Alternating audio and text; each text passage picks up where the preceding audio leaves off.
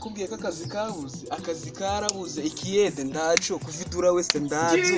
yewe nige nagahinda gutya ndiwe tuvugana nze kujya nyuma y'iminsi 3 ariko nanjye mbonye ahantu nje ngibye iminsi 3 nyine urabifutura ariko kunuze kuri radio arige bakunda kuvuga ati hari akazi turi gutanga wenda se kugwehanga amabyire kabisa ishyiramo pre numva kiboye nagakora dore kuri Muyaga TV baje kubasuhuza abaturage bose batuye mu kagari k'Amaboko. Turabamenyesha ko ibiza bya Sebeya bikomeje gutwara abantu n'ibintu byabo, tukaba tubashishikariza muri iyo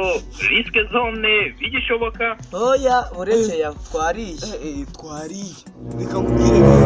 uko bava mu mazu gabo natwe twinjira, uko bavamo natwe twinjira.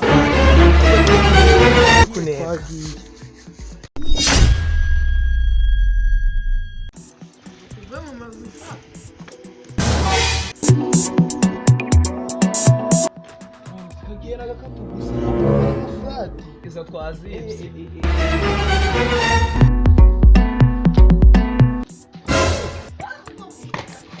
buginda nimbi